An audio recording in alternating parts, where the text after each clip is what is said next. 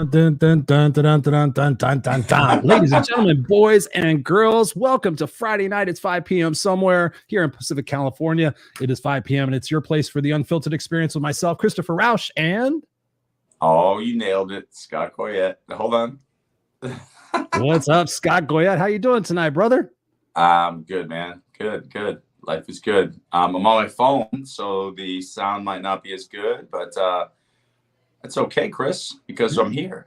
And we show up, man. We show up to play. We show up to play.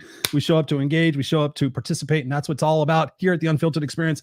It's your place for us to have unfiltered conversations with you guys, our unfiltered crew here, having a guest and just having amazing conversations. So tonight, please engage with us with your comments and your questions, because we have a great guest coming up with us in just a few moments. So we see Lee is in the house already. Got Lee in the house. So he goes, let's do this. Good evening, gents. Good evening, Lee, from Las Vegas, California. What the fuck am I saying? Las Vegas, the United States. I didn't realize Las Vegas was in California. It's not far. No, it's only 6 hours.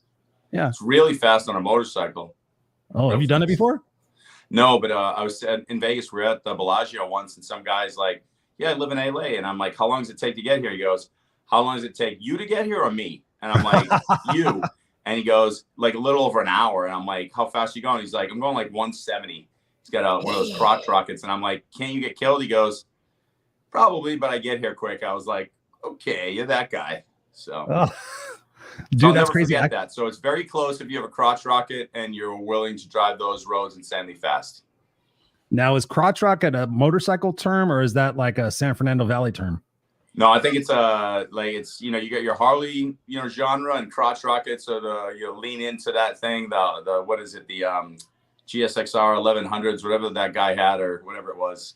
I used to have a crotch rocket. I used to have a Honda Hurricane. There you go. Yeah.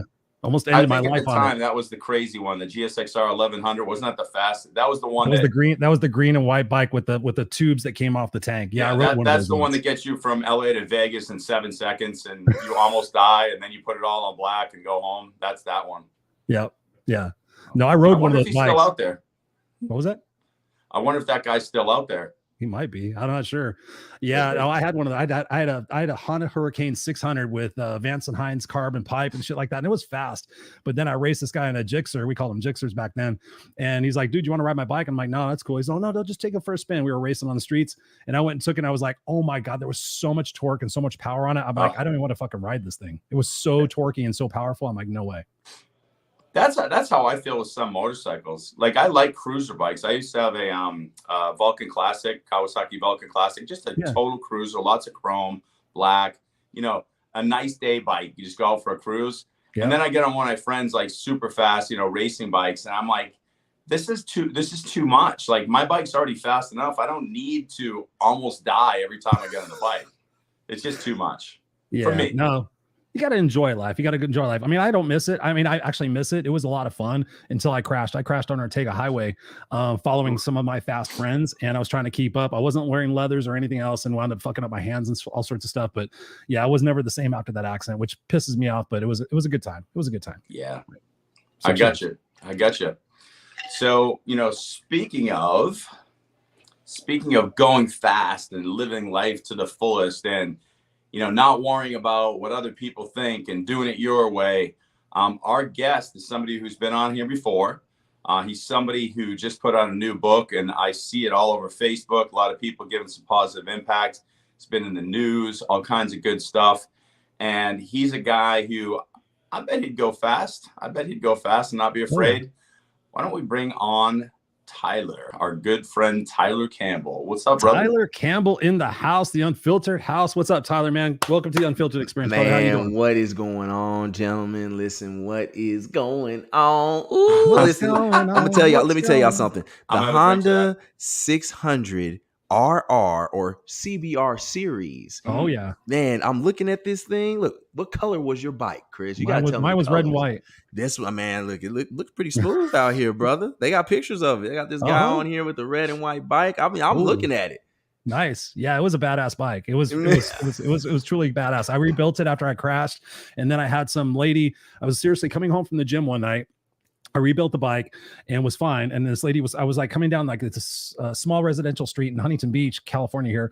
And I looked at her. I looked at my rearview mirror. There was nobody behind me, and I saw her making a left-hand turn. And I was like, she's gonna wait for there's nobody behind me. She's going to wait for me. She pulled left right in front of me, nearly caused me to crash. Unfortunately, there was nobody coming in the other lane. So I had to veer off in the other lane. I turned my bike around. I went and chased her ass down. The guy that was coming out of the residential street saw me go chase her down. He went and chased me down. Man. And I was like, roll down your fucking window, roll down your window. I'm like, why the fuck could you do that?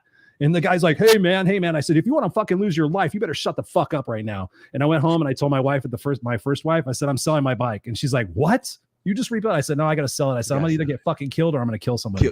I knew that's what you were going to say. I knew that's exactly what you're going to say. And I sold it. So Scott, he had to get up off of it. I found out Kim was pregnant. Once I knew I was going to have a child, I sold my toys and I became a very different person, pretty much just because I wanted to live and be there for my kid. So it's a valiant reason. It's reasonable, right? Hey, it's reasonable. Hey, I heard the cruisers are good though, man. I heard the cruisers are easier on your bike, and you can just you can really get some distance going versus being hunched over all the time. Sit back. I know it's stupid. You got to wear the leathers, but there's something about the wind in your hair, not wearing the helmet, acting like an idiot. Just go out to you know where I live, Tyler. So we'd go out to the Salt Lake. Yeah. There's some back roads that back in the day there were no cars on them, so I would just go cruise at like 65.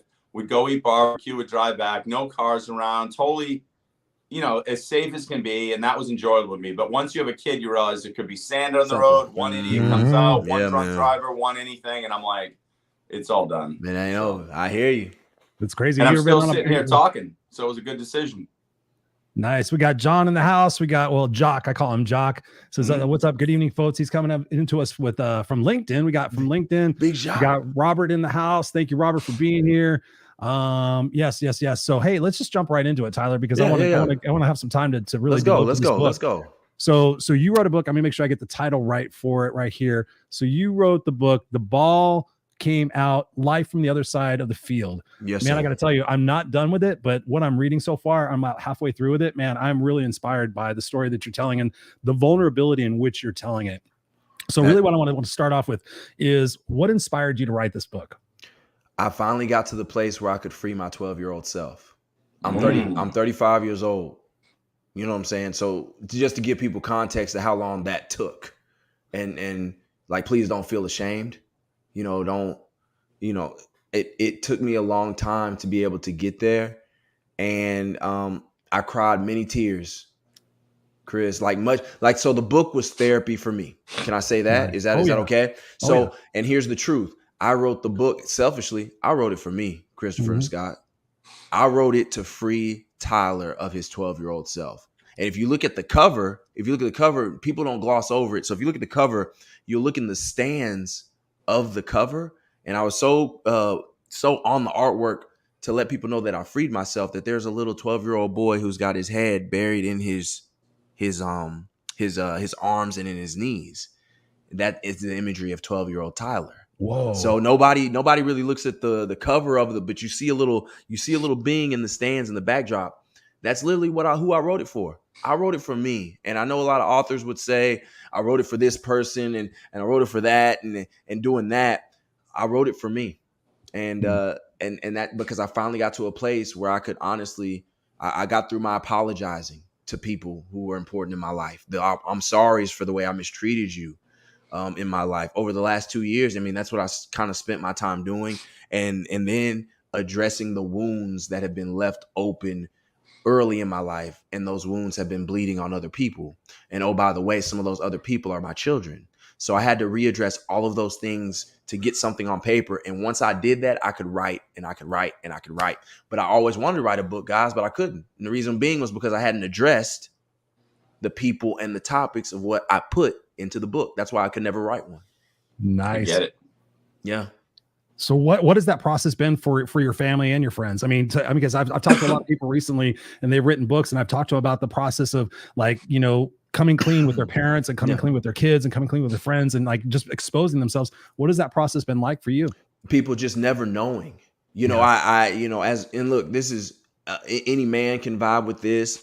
You have a man's foolish pride. So you already accustomed to being born and birthed into this world of masculinity. I played football, so of course there's this unspoken language that you just don't go into. And so that's ingrained in you. And then you carry that over into your personal life. So now when people are reading this stuff, they're like, I never knew. Well, of course you never knew. Right. There wasn't a space for this. There wasn't a space for hurt and pain. And then for me, it wasn't that my parents didn't allow it, guys. I said that clearly in the book, Christopher, Scott, I said it clearly. My parents did a great job, but it just goes to show how powerful the human mind is, because you can morph your own world. You can morph your own interpretations of what people think of you even before they even opened up their mouth. So when you walk into a room, you already have your assumptions of what somebody is saying about your clothes, your eyes, your talk. Like, you've already ingrained. That's how powerful your mind is. And so I morphed a world. I morphed a world where my words didn't matter. I morphed a world where that vulnerability, that transparency was not appropriate or accepted. And I lived in that world for like 20 some odd years, guys. You know, that's masculinity of the world that you grew up in. And that was my interpretation. That's why I tell people, you know, the heart is a special thing. This is where you want to look, because this up here is so powerful. It can take you and it can create in you, and it can shape things that just aren't real. But you'll walk in it and you'll live in it, and you'll shape your whole life by it without addressing it. It's amazing. So, Tyler, I had a question for you, because it's been kind of the topic of the week for me right now. Okay. And I posted on Facebook, got some feedback, and I asked people, I said, if and when you change you, does the world change? And, you know, that's a loaded question, because a lot of the answers that come back are, well, if I change me, my perception of the world, you know, changes. I'm like, no, that's not what I asked. I said, if you change you, does the world change? And so the question I want to ask you based on that idea is, we've got a lot of athletes who will probably listen to this show. You know, there's going to be some kids who are, you know, they're younger and they're in a situation in college sports or high school sports. And they're sitting here right now going, well, I can't be vulnerable. Like, the whole locker room is going to say this to me. I see you're excited about it, and I'd be excited about this too. That's why I'm asking. So what do you tell the young athlete today, the 12, the 13, the 20-year-old who's sitting here saying, I don't want to look like a wuss, or I don't want to show weakness? What do you tell them in defense of what vulnerability is to many and what it really can be? So, and again, freedom. But to me, this is my opinion, and y'all can give it back. You know how we rock, guys. I mean, you don't agree with, like, we talking here. This is honesty right here. So for me, when you talk about the world, I don't believe the world changes. Just the way that you view it and the way that you respond to it changes. And that's powerful, because that is your own. That is your own power. So then we transfer back to athleticism. Heck, let's take it deeper, Scott. Let's go on our job. And oh yeah, by the way, bullying is still real in the world and the jobs that we live into from a worldly standpoint. So a lot of the stuff that we think is just juvenile or child's play, listen, if you don't understand how to curtail it in those moments, it's still going to follow you into your adulthood. Hey, I'm speaking on it. It took me 20 some odd years to address mine. So this is what I'll tell you. And this is what I found out. When I look back over my life and I wrote it in the book, there are a bunch of generational curses that had yet to be broken, but had the opportunity to get broken when I looked at football. Most of the gentlemen on my squad come from single parent homes. Okay. Most of the gentlemen on my squad, a lot of them who were Black minority, they were first generation college students. An incredible opportunity that, you know, you just don't really think about. Like, you know it, but you don't think about how that transcends. What I learned from this book and what it taught me, and which is what I can give, the guys didn't know about me and MS. They had no idea. I didn't tell them any of that. And they said, oh my gosh, TC, how could you not tell us something like that? Like, we boys. Erectile dysfunction, TC? Man, I wouldn't have judged you. Are you kidding me? You were a team captain. I would have tried to figure out, man, what is it that you need? So I was able to, this is what I'll tell people. This is the answer. You're able to actually tap into somebody's heart of how they really and truly feel and who they are when you open up and reveal who you are. Because everybody wants the space, but the locker room they feel isn't the place. Okay. So you create the opportunity to redefine what manhood looks like. And watch this, they weren't going to question it because of the effort, because of the way I passionately play the game. So your sports will take over once your vulnerability and transparency reveals itself, and people will be more empowered and more inspired. And watch this, you will gain more respect, which is that underlying word in every sport, male or female. You want a person's respect. And a lot of times we think it's about the gameplay. But once you bring in somebody's heart, oh, that makes the team better. That makes the trust better. And by the way, again, you change the culture. Everybody talks about culture. Do this, bring new coaches in. When you give a young man your heart who's come from the inner city, who's had men come in and out of their life, and they're looking for some form of consistency, and you give them your heart and your transparency, it's over. They run through a brick wall for you. Mm-hmm. You have a connection. I hear that. So why is it when we as human beings, we are cultured to connect? We're wired that way. That's why solitary confinement is like the worst thing you can ever do for someone. You go insane because you can't communicate. And why do we make that so hard in sports? I don't. It baffles me.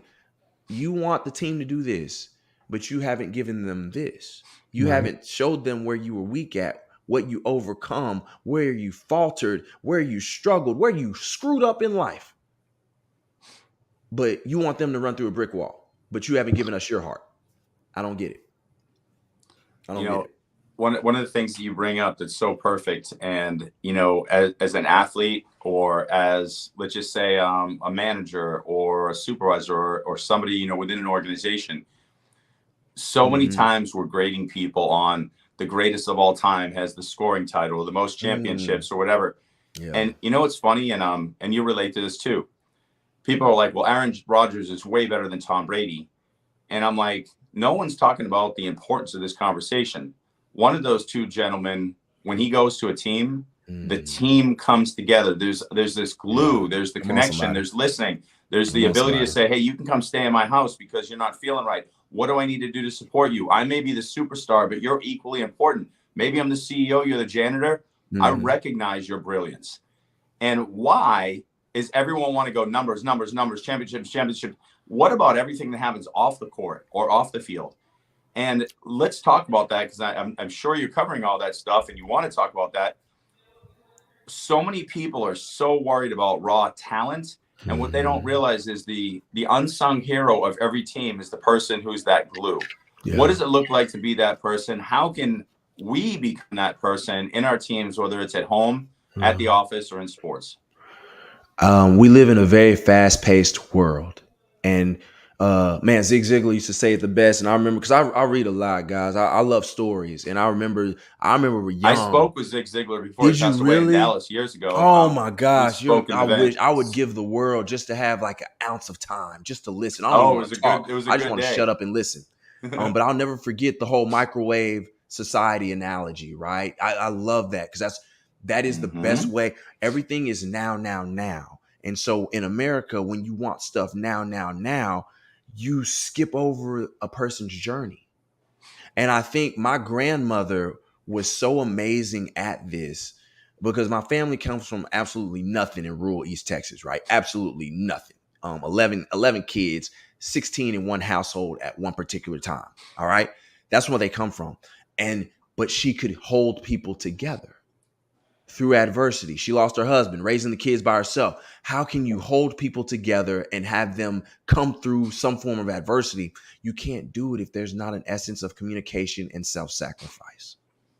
Oh, yeah. You have to ask yourself, what will you give up? Automatically, to go back to what you said, Scott, if you look at the history, Tom Brady is taking a pay cut off top when he comes and when he stays. And the next year, he takes a freaking pay cut off top. So even if you don't know him as a guy, you automatically see he's in team if you're looking by the numbers, because Tom Brady is going to take a pay cut to get to a championship.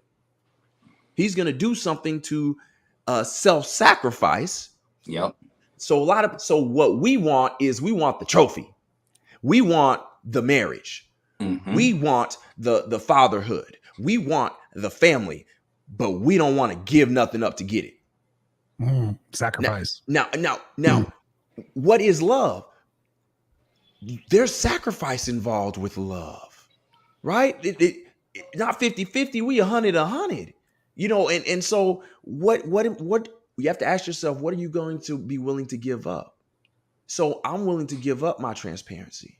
I'm willing to give up some of my reps. If you listen to the book, Christopher, you'll note that I noted that I wasn't the starter. Yeah. But it was still about how can I mentally approach the game and give it everything that I have and sacrifice pride and make my key blocks and do what I'm supposed to be on special teams so that somebody else can score a touchdown. And by the way, if I do my job and I make my block, then he's gone for 80. We win the game. We all getting W's. But doing my job, not worrying about somebody else or what you're doing over here. What am I going to sacrificially give up? And a lot of times we won't stay in our own lane. You want to run your race, but you running your doggone race in somebody else's lane. You So getting disqualified straight off the cuff because you're not running your race. You're not being who you were supposed to be. You're not being who you were called to be with your gift and your heart and your value and your self-worth. And you don't understand that you are capable of so many things. But guess what? The people in our inner circle, they're suffering because we won't be willing to sacrifice a little bit to bring people together, or sacrifice a little bit to give somebody a piece of our heart or a window seat into our hurt and into our pain. And watch this. When a person learns your hurt and your pain, they'll do anything for you. It's not going to kill you. And but there is an element of self-sacrifice, guys.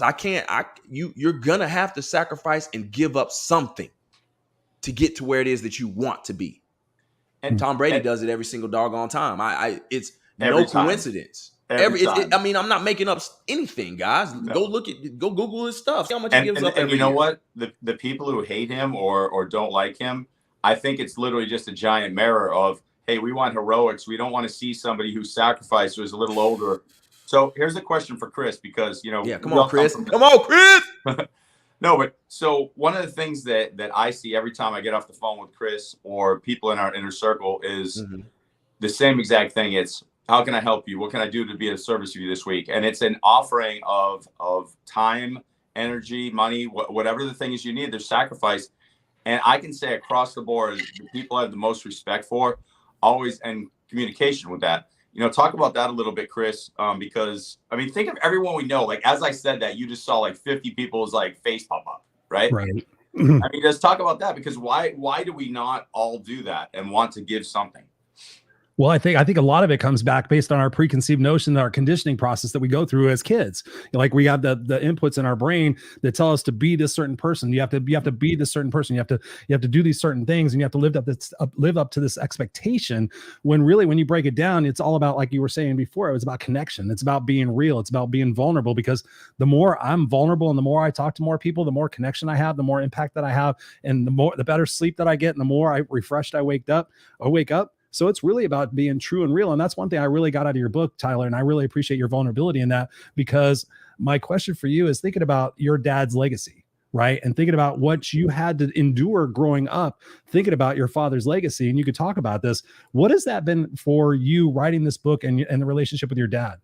Yeah. Great question. It's a great question. So I understood that he had a greater love for the kids. I understood as a parent now, I understood that my dad was, he didn't have somebody to teach him how to be a dad, guys. Yeah.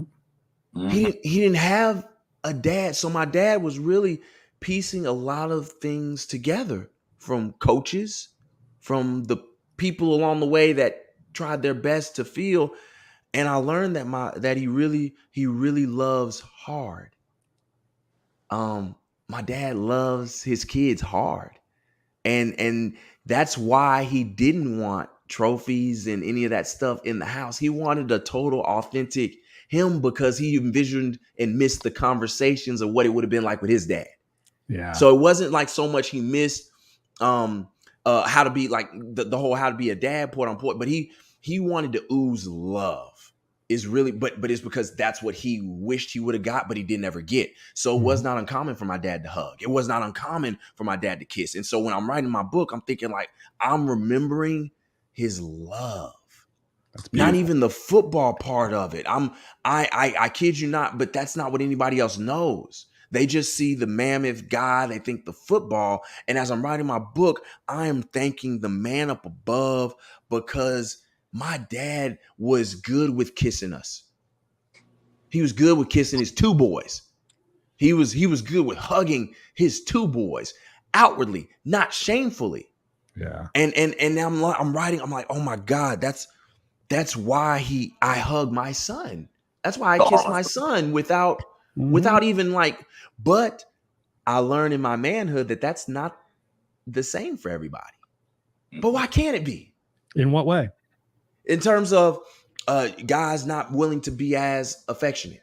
Hearing those stories from people who said, you know, I can count the times on my hand when my dad told me he loved me. And don't cry. That was another thing. Don't cry. Don't do. He never did that. You know, and that's why I tell people, like, that's what I had in my mind. And so honestly, the pressure was never in my home. It was always what I built, always what I perceived outwardly when I left. That's why I did not have an understanding of how important this up here was. I didn't understand, Christopher, how important it is to mind your own mind. Yeah. That concept had never, I wish, when I look back, I wish I would have understood the value of like cultivating and taking care of this. And I never, ever did. And not to mention, I have a history of mental illness that I learned through my book. Like when I was writing, I forgot I have a history of mental illness on my father's side. A great aunt who was checked into the mental institution in East Texas. So there's a history of that on my dad's side, and from others. So we should have been, but we never had those types of discussions. I learned that those aren't the ones that are in my community as often, and that's where we got to play catch up. And that's why later in the book I talk about my therapy session. I hope that it will be a gateway, that those discussions and those conversations can be more prevalent in my community. That willingness of love out of fathers and kissing and hugging. Without a doubt. That I hope that's a language of discussion that happens a lot more often. And it's beautiful and it's gorgeous and it's amazing. And that's what we do, because that's what our boys need. They need more love. They need a space for it's okay in their adolescence, instead of pushing this what masculinity is supposed to look like. There's more to it than that. So there's so much more to it, and it's beautiful. But go ahead, Chris. That's my thing. It wasn't the pressure, not so much. There was a lot of love. There's a lot of doggone love, a lot of hugging and kissing. Tyler put it on himself when he left the home. And I didn't know how to mind my own mind. I didn't know how to tune out. I didn't know how to trust what I had at home, which was good enough. I didn't know how to do those things. And that's not my parents' fault, guys. That's the power of the mind and what Tyler built and perceived and what he thought he had to be in his own mind. That's so true. That's so true, bro. The one thing I really want to talk about, like one of the first parts of the book that really struck me is your honesty and your vulnerability when you talk about what you did before the game. Talk to us about what you did before the game, and then what you did to own up for that, because I have to give you mad respect, because at an early age, I would have probably done something different, but talk to us about that story and what you learned from that. Yeah. So again, not minding my own mind. I'll keep the thing constant, and not understanding the magnitude of your actions and how they affect everybody in your life. Yeah. What you do, how you treat people, how you talk to individuals, how you just approach your life, how you communicate with people. It is a model of not only yourself, it's a model of the generation that's coming underneath you that you may never know. It is a model of your family, your ancestral heritage, whatever. It's not just about you. Yeah. And I forgot, I didn't understand that. And so, again, I'm lost in this world because I'm still trying to find myself. You got to understand, I'm one of the few African Americans in my entire community. Mm-hmm. I'm very different. I'm a nerd, but I'm playing this masculine sport of football. So I'm not fitting, but I'm already creating this world that's not me. And before I know it, I'm swept up in this world. I don't even know who I really and truly am, but I'm having success in the field. And so that led to a lot of just being lost. And the only way I felt like being found was the sensation that alcohol would give me. Like many of us. It was just I drank Seacrum 7's gin on purpose, because if I drank gin, because Snoop Dogg had come out with gin and juice, if I drank Seacrum 7's gin and I mixed it with Coke instead of juice, if I drank it with juice, then people with orange juice, then people would have been like, oh, that's like Snoop Dogg, I want to taste. I didn't want you to have none of my Seacrum 7's gin, so I mixed it with Coke because I knew I could have the whole bottle to myself and I wouldn't have to share with you. This was mine. And so that's what I drank, and I drank it all the time. And then I learned that I could go to Barton Creek Country Club and sweat out the alcohol in a steam room. Mm-hmm. So that would make it where the alcohol gets released out of my body even faster. I'm ready for Monday practice. I'm ready for Tuesday practice. I'm ready. You know what I'm saying? So like an addict, I had cultivated my own therapy world. Mm-hmm. And that led to me getting popped by the police at Austin High School. I went drunk there because then when you're inebriated, when you're drunk, you think you're invincible. You think nobody notices things. You think people can't smell the alcohol in your breath. They don't see the way that you're walking. They don't see the way that you're talking, i.e. the way that you live in the world, not understanding that the way you talk and walk and treat people is a reflection and people are paying attention. Yeah. I didn't understand that being drunk, and that led me to getting popped by the police and sent to the alternative system. And that was the only time I could actually sober up. was in the alternative system, and that's when my dad's love, to your point, really shined bright for me. Hard lessons learned. I called every single Division I college coach who was recruiting me, and I apologized to them, and I told them that I was in the alternative system, and that wasn't a lesson of hate. Even my wife was like, "Man, why your daddy do that?" And I was like, because he loved. I can totally see a wife or a woman doing that. Going, what the? He loved me. He loved me. He didn't want to lose me. He wanted to teach me, forget about the sports, your integrity. That's way more important. Forget football. You're my son. And I just want you to treat people the way you want to be treated. I want you to treat yourself with enough love and worth that you won't do that to yourself anymore. Because I remember my dad said, man, dad used to tell me, he's like, son, you're so handsome. Handsome inside and out. And he would be like, you don't want to do that. We got a history of that in our family. I know how that turns out. But we don't need to do that no more. And you lose everything to sometimes realize, you know, how good you got. I lost everything, Chris. That's what you read in the book. It was tough love, guys. Mad props to you. Mad props to you. Coming clean to your mom. Man, I was reading that. I was like, mad respect to you, Tyler. So I just want to make sure you know that. Yeah, thanks, brother. Hey, it hurts. I'm not one of them people, Scott, I'm not going to sit here and tell people it's not going to hurt when you have to come clean about stuff, when you have to change a lifestyle, when you got to tell people you're sorry. I'm not going to sit here and say that, man, that person might not be as forgiving. I can't say that. That's not what I'm saying. What I can say is you will set yourself free to hopefully open it to where somebody else new will come in your life's journey along the way and feel that level of love for what was lost by the decision to make your life right. That you opened it up for that to happen. I can say that, but I'm not going to sit here and sugarcoat it and say, Chris, like, man, that was a tough time in my life, brother. I was like, man, this is hell. I was there with you. I was reading it. I was like, damn, this is hell, brother. I lost it all, man. All those scholarships gone. Yeah.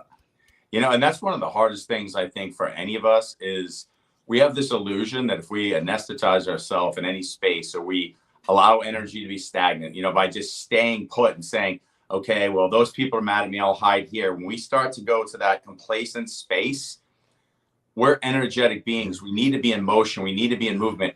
You've got to say, I was wrong. You've got to move into that space of forgiveness because The universe always has something else. Whatever you needed to learn in your mistakes is a lesson. You can't just stay in the same space of that negativity. And I'm speaking from current experience right now. There's some stuff that I'm dealing with where I'm speaking some truth or making apologies or shifting the way I behave. And I don't like it. I still, you brought back up, 12-year-old Tyler. Well, little boy Scott, who's like, like I'm still doing it at 51. I'm like, but, like, of course I'm not doing that out loud, but in my head I am. I'm like an adult. But I mean, we all do it. And I think one of the best pieces of advice is exactly what you just said. And I think it needs to be said 1,000 times over. It is not going to be easy, but we can go through, was high school easy? Was college easy? Was running the marathon easy? Was finding the perfect partner? Like there's something we had to do to practice to become the competitor to live out that dream. And that's what this world is. There's some work, and that work is actually just the journey that's going to bring about some great beauty, and we all have to go through it. Man, that's good. Mic drop on that one, Big Scott. God, that was good, brother. The mic drop. Okay, so I want to take a quote from your book, and I want you to explain it. Yes. I normally don't prepare, but I actually did prepare for this one. I just go raw. I mean, I just Raw and Unscripted or whatever.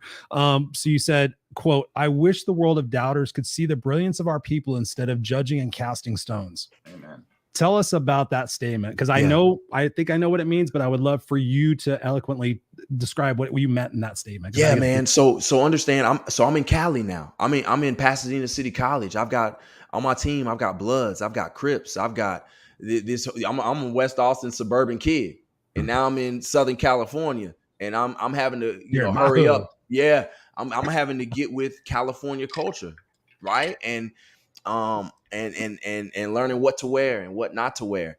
But then there was also another side that was beautiful to that. And it was, again, I wasn't used to being around my people as much. I didn't have that growing up in West Austin, Westlake High School, suburban area. I was one of the few Black people in my class every year, the only one in the class or one of 4 in high school, so all my life I had heard and seen the news and the depictions of my people. And I grew up with Rodney King taking place. I grew up with, all this other portrayal of my people that you see in the media, and it's not always good. Mm-hmm.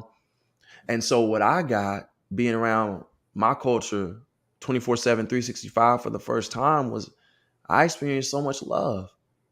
I experienced guys from New Orleans and guys from South Central, guys from Compton, California, who embraced a Texas kid who was green and from the suburbs and took me underneath their wings and told me, hey, don't wear this.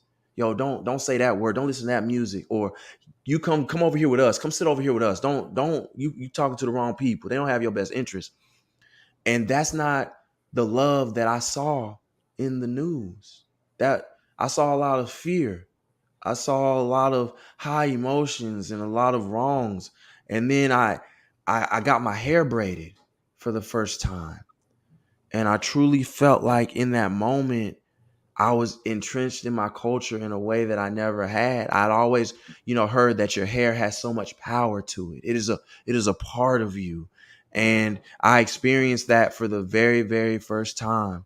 I got so much love. And I said to myself, man, I wish everybody could experience this versus putting their judgment out based off what they seen or heard in music or saw on the news. Or there's a lot of love in my culture as people. And it's always been that way. And I needed to be educated on that in the process because it was something I never even got the chance to experience because I wasn't raised around it. Right. So when I got my hair braided by a young lady, that's what I felt. I felt so powerful. I felt so purposeful. I felt so much meaning. And that was actually where I saw other men loving and appreciating other men. It was how they loved me. And so then I knew it was possible. So that just like, it totally set my mind on a whole different, I was like, oh my gosh, it's real, it's love. And these are cats who are from the hood. These are cats who are from Magnolia Projects. These are cats who are from Compton. These are cats who are from South Central. These are cats who are from Pasadena, like hardcore, like on the blood side of Pasadena, like, but yet they showed so much love. And they didn't know me from Adam, guys. Don't throw stones. Just take a chance to ask somebody, you know, get to know a person. Ask them what type of music they listen to. You know how much of a conversation you'll get out of somebody if you just ask them, what's your favorite food? Or what type of music do you listen to? You have me at food. I'm ready. Let's do it. Somebody they will tell you something. And if you're lucky, you might just like that same music or like that same food, or no matter what, you got a conversation. It's just so much love, brother. And I wish that's the type of stuff that more of the world, you know, talked about, because it's all good. Go ahead, Scott. Here's a question for you, because this is something I feel like everyone listens to that and wants to do it. But how do you, and I have an answer, I'm sure Chris has an answer, but how do you establish that energy to go up to somebody who looks completely different than you, that you think you have nothing in common, and you're afraid to say the dumb thing? Or how do you walk into a room full of people, or go to a park where there's people who look different, and just be like, hey, can I play? Because we all feel like, what am I supposed to say? Like, I'm gonna give you an example. I'm just going to tell you what I did once, and I'll tell you the outcome after you explain your answer. I actually I rented a white Mustang convertible, and I wanted to play basketball. Didn't really understand where Compton was, and I found a basketball court. I pulled into Compton and played basketball with 10 other guys who looked nothing like me. And one guy I was shooting around when I walked over, he goes, he's cool. And then he kind of like covered me, and I realized how stupid it was. But for some reason I lived. Why do you think that happens? And how do we sell that to other people? What is it that we've got to do to be able to move into spaces that we're not comfortable in? Because I'll be honest with you, sometimes it's stupid, sometimes it's scary, but I want to do it, and I want everyone to do it. Yeah. So this is I'm gonna speak from my own personal, because so understand, in my life, in my lane, everybody already has a depiction of who I'm supposed to be, like how I'm supposed to act, because of they know who my father is. Sure. So that's, for me, it was always outside looking in, like just trying to fit in, even more so because everybody knows this is Earl Campbell's son. Oh, he come from money. Oh, he not, you know, he ain't black. He like white black. You know what I'm saying? Like you know, because he comes. So for me, it was double that. Yeah. Even harder to fit in with my people. And so for that, it was to never focus on everything was all about being in that specific moment with a person. Never starting a discussion off with when I was in whatchamacallit, or man, y'all did that, but I remember, like, never going back. I'm meeting you where you are. I'm coming in your lane, and I'm meeting you exactly where you are. Whatever it is that we're doing, we are talking about what is taking place in this exact right now. I love right now. Like there is no past, there is no future. Thought of hell, I'm barely even Tyler in that moment. My name rarely ever came up when I walked into this room full of people who knew me, but I didn't know anything about them. Because we'll make no mistake about it, and I'm not being arrogant, it was the fact that everybody did know, no matter what team I was on, who my dad was. That information had already been leaked up. So everybody already had in their mind a preconceived notion as to how I was talking about. So I was 2 steps behind the 8 ball. Yeah. I'm talking about like I'm on the edge, getting ready to get knocked in. That's how much I was at a disadvantage with trying to just meet people. So this is what I learned in that game. When football, you know, you can put the pads on, you can play ball, and that would speak for himself. Yes. But what about the off the field? The off the field is what we're talking about. And it was literally, man, you feel that way because the teacher said that? Bro, I would have felt the same exact way. Yeah, like she said she had that to say, and she don't know anything about where you come from. Like, that's not right. Man, TC, yeah, you feel exactly where I'm coming from. I said the same thing in my head. That's why that's why I started arguing like that. That's, man, really? So you get me, T. Hey, man, come over here. You want something to eat? we got to talk about this some more because these cats over here, my homeboys, ain't gonna believe nothing about what just happened. You got to tell them about. And so is meeting people where they are in their hurt, in their pain, in their excitement, and in their joy, and giving them the space to further talk about that high level of emotion that they are experiencing in that moment. Or just say, if it's the music, we talking about the music. I ain't coming to you off some off the wall stuff. You sitting here listening. I'm saying, man, I ain't never heard this before. Who is this? I don't know what this is. Man, y'all, you don't know who this is, Tyler? Are you kidding me? Where you been? Man, I really don't know. I'm not from here. Yeah. Oh, well, where you from? Boom, we got a conversation. So it's literally just, it was about meeting people where they are and staying in that moment. And whatever happened in your life before, whatever happened in your life in the past, don't nobody give a dang about that. We talking about what's taking place in the present. And if you talk about what's in the present, maybe not all the time, but maybe, just maybe, somebody will give you a little bit of their heart in the process. Maybe. I would say not like my experience with what you just said is, I've done the same thing. And like, I've been in Brazil trying to speak Portuguese in barrios, favelas, where you're not supposed to go in. And I'm just like offering to buy someone a beer. And then I'm just sitting there hanging out because people just want to know that you want to connect. Like, you nailed it. Like, I don't care who I am. I don't care who you are. What's going on right now? What's going on here now? That's it. That's it. That's it, brother. And like I said, your heart will get exposed over time. And then that person, this is the best part. Here's the best part, Scott. When you were down there, they didn't get a chance. They didn't know your heart until they got a chance to talk to you. And then when you talk, even if you didn't understand the language, the fact that you was trying, or the fact that you didn't want nothing from somebody, you wasn't trying to get somewhere. Like, people are starting off a conversation, they trying to get somewhere, and you can tell that right off the bat. You can tell when you like, okay, you know what I'm saying? You're really not seeing me. You're trying to get somewhere. You're trying to buy drugs. You're trying to do this. You're trying to something. Do this. I'm like, no, I'm just hanging out. I'm just something. Right here. So that's even better. And so what usually probably happens, Scott, the more they got to know you, man, the more an organic conversation or body language, or people let down their guard and just say, oh man, he's just here to chill.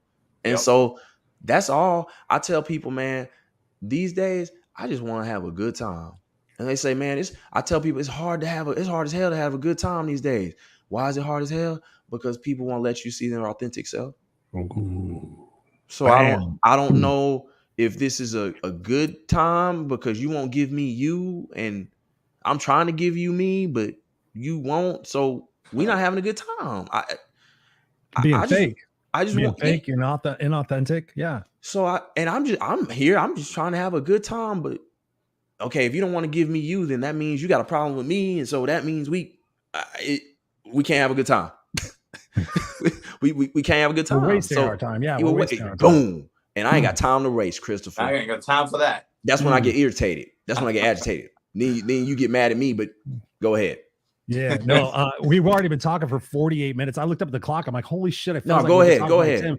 No. There's another quote from the book that I took that I wanted to expand upon, because I'll be quicker. Go ahead. I'll be quicker. So you said what you are deficient in becomes your proficiency. Mm-hmm. So I was like, I love the juxtaposition in that. So talk to us about where you're coming from on that one, because I think people could get a lot of value out of that. Yeah, man.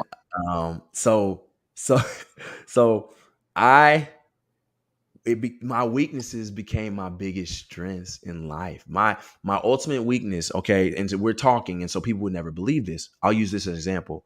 I've had stage fright and a phobia of being in front of a lot, like growing up, because I didn't understand who I was. Obviously, the ability to advocate for yourself, or the ability to like speak your mind, or just carry on a conversation amongst a group of people, that was never my strong suit. And I was terrified of those things. I didn't understand that I was always terrible at those things, because the man up above was trying to get me to really embrace it, because he wanted me to do something in it. It was always uncomfortable, and it was always scary, and it was always frightening to be in front of people and talk to people and look people in their eyes. That was like, you're talking about palm sweating, getting nervous, forget your name. That's me. So I live with MS. I get diagnosed in college, and my limbs, my physical attributes get taken away. They're gone. the only thing I could do was move my mouth. And so that thing I was very deficient in, that thing that I was weak in, that thing that I was so frightened of, that thing that has scared me all of my life, then became a thing that I was forced to use, and it turned into my superpower. And I always thought football was what I was supposed to be here on this earth to do. I played football to get to a speech class that changed my life. That's why I played football. And I didn't get that revelation until my 20s. Yeah. So football was just the navigating tool. And so there's a lot of individuals who think they've discovered their best selves, and it's actually just a byproduct of who they're actually supposed to be. Man. And so some people go their whole lives, being comfortable. You made a little money, but you're still like hollow and still trying to figure out what's missing. And you haven't really discovered who you're supposed to be yet. You haven't had the joy and the revelation of like really discovering who you are. And when you discover who you are, it's so happy. It's not even happy, it's joyful, because joy comes from within. Happiness is an external factor. Joy comes from within. So when you discover who you are, you get joy. Joy never runs out. Joy keeps replenishing itself. Happiness requires somebody else giving you a compliment. Happiness you need somebody else to pour something into you to get you to do something. That's happiness. We don't want that. You need joy. So I got joy, and I got joy out of looking at what I deemed as a deficiency and turned it into that level of proficiency and efficiency for myself. It was the revelation that was birthed out of everything being taken away, and I had to be focused on this thing that I sucked at and was scared of, and I found that there was a beauty in it. It was an aura that you just chased and wanted more of. I wanted more communication, and that's what it was. It was just communication. I told you I was like introverted by nature. When I discovered this, it made me a more extroverted person. It made me want to dialogue with people. It made me want to see your beauty. It made me want to hear your story. And then it just allowed me to just speak my heart. And then again, I found out that my heart is a good heart. I got a dope heart. It ain't nothing wrong with saying that. And you do. I feel it. Yeah. And then that more people will love your heart. That there are more good people in the world than there are bad people, but the bad people get the biggest, they take over our social media, they take over but there are great people in this world. There are beautiful people in this world. And so my mouth, which is what I was supposed to do all along. That's why it was so hard, because he was trying to get me to get comfortable with being uncomfortable. And when I understood that, when I chose not to ignore the nerdy side of me, not to ignore my comic books, not to ignore J.R. Tolkien, not to ignore C.S. Lewis, not to ignore all these amazing people that I would keep on the shelves and read in private, not to ignore that. Yeah. Oh, bro, I was set free, bro. Like I became. This is what happened, Chris and Scott. I became my own superhero. Oh, there it is. I was waiting for it. I became what I read and what I loved, and I got a confidence over something that made me so scared. Love it. It turned into a strength. Had no idea that was even possible, but you guys do. Y'all know about that. I didn't know that was even possible at that age. I had no idea. That's awesome. I love it. Ladies and gentlemen, boys and girls, it has been 54 minutes. Man, Tyler, we could keep going. I love your soul and your heart. Ladies and gentlemen, you guys got to go out and get the book. What's the name? What's the title of the book again? I'm here on deck. Boom, boom, boom, boom, boom, boom, boom. Oh, look at these guys. The ball came out. Life on the other side of the field. And that's the book. And you'll see the 12-year-old little boy sitting in the stands when you see it. And it's available on Amazon. If you're in Austin, Texas, I just got into Book People, and that's like the first book that I got on the shelf, guys. I got a book on the shelf, and that was like a big deal for me. Small, y'all have authors all the time, so but that was a big huge deal for me to give that. But it's on Amazon. Everybody got Amazon, so it's Tyler, there. we got to talk about that because my wife just put her book in Book People too. Yeah. Let's maybe on the same day, because you do the approval process. Yeah. While we're doing the same day, we'll do a book signing back. We will. We'll do it. We'll do it because we're waiting on them to do it. Tell her I would be honored. We're in the same process. Let's make it the same day. because they're both great books, and then we can bring all our people together and we'll sell 2 books. Hey, will you send me her book so I can go ahead and purchase that bad boy? Because like you can't see me. I don't know if y'all see all these books in the background. But we'll go through both. We'll make sure that we have it inside out, and then we'll support each other on that. Tell her I'm buying 2 copies. All right. There you go. And they can get a hold of you on social media at TC Speaks 32. So you guys listening to this on the podcast, you can get a hold of him at TC Speaks 32, and his website is IamTylerCampbell.com. Campbell is CAMPBELL for you guys listening on the podcast. Like the soup. Yes, you are the soup to nuts, man. This has been such a great conversation, man. I appreciate you. I can't wait to finish the book. In all seriousness, I've got halfway through it, and I'm like so excited to finish reading it. Knowing you and hearing your voice in my head as I'm reading it is such a great joy. And the nuggets and just the transparency and the vulnerability with which you write, you know, is so powerful. I just want to give you like major props because so oftentimes, you know, especially in different communities, you know, there's this, like you said before, there's this thing where you got to put on this tough, you know, exterior. I'm a football player. I'm this, my dad's this, but you come at it full on, like, here's where I'm at. Here's what I'm going through. Here's my story. And here's how you can learn from it. I know you're going to impact, and you are impacting a lot of youth. And that's what's so important right now in this world right now is we got to impact the youth. Yes, so man, thank you so much. Appreciate you for being here on here. Any final words for Tyler before we let him loose, Scott? Love you too, Scotty. Love you too, man. All right, Tyler, I'm going to place you backstage. Don't go anywhere because we still want to jam with you for a second. We're just going to finish out the show. But man, thank you so much for being here on the Unfiltered Experience. We appreciate you. So Scott, Jock says right here, he says, beautiful. He goes, that guy shines light from within. Oh God, yeah. Boom. Jock, thank you so much, brother, for being here and sharing that. So some final thoughts, Mr. Goyette. I'm going to make it very succinct. The first time that he and I spoke together, I think we talked for about 2 hours. Massive vulnerability. He and I just wear ourselves on our sleeves. We're both of the same cloth.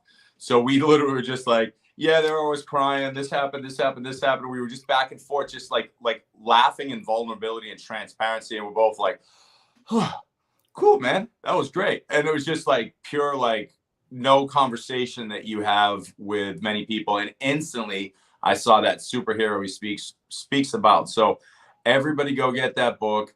Everybody realize that you have a superhero living within you. And what he was talking about that thing that you think you're bad at. I mean, Tyler and I can go all day long about the thing that you were told, you're not fast enough. And that person ends up making the NBA, or you're not strong enough and they end up winning like a strength championship. I'm telling you, that thing that's highlighted that you think you're not good at, there's a reason it keeps popping up and you keep trying and not succeeding. There's something in that.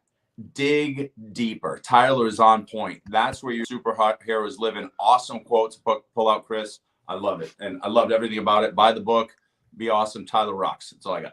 Tyler rocks. That's a new hashtag. Tyler rocks. Tyler rocks. Honestly, for me, Scott, in this conversation is just there's a couple of words that come to my mind. One of them is vulnerability, in the fact that he can be up here and be this tough guy, former football player, dad's Hall of Famer, got this prestigious, stuff going on, but he's coming clean. He's coming to the game saying, here's what's up. Here's where I'm struggling with, and just being honest. I mean, but the biggest thing I got from the conversation is the fact that it's about connection. It's really about connecting. And when we're vulnerable and when we're real with ourselves, and the ability to connect and have real, true conversations like we've had here on the show is just truly amazing. And that's the thing that we invite all of you guys out there listening to this and watching this right now on live or on the replay is we got to connect with one another. We got to have conversations. We got to listen. We got to seek first to understand, then to be understood, because in the grand scheme of things, we're all more the same than we are different. No matter if we're black, white, straight, gay, tall, short, Republican, Democrat, any fucking label you want to put on it, we're all more the same than we are different. And the fact of the matter is, if you split us down the middle, we're all the same. I can get a heart from Tyler. You can get a kidney from Tyler. We can all interchange our parts. And that says something about the fact that we in this world today must connect. We must understand that irregardless of all the divisiveness and the bullshit that's going on in the world today, we must listen and connect and be more real and honest and vulnerable with ourselves, because that connection can create healing. And that healing can create a better world for us and especially for our kids. So it's such a powerful conversation. I can't wait to finish the book. But thank you so much, Scott, for introducing us to Tyler. And I look forward to having more conversations with him. Get the book. Yeah, Be get the your book. own superhero. Get transparent. Do it all.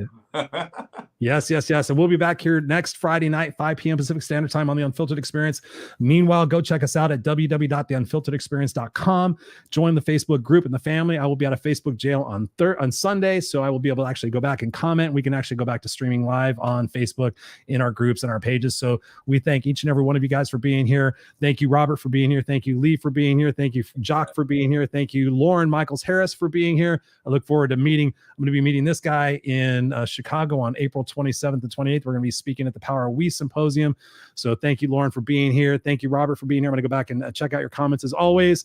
But go out there and be beautiful and go out there and be a part of the solution. Ladies and gentlemen, we love you. And we will see you next time on The Unfiltered Experience. Peace.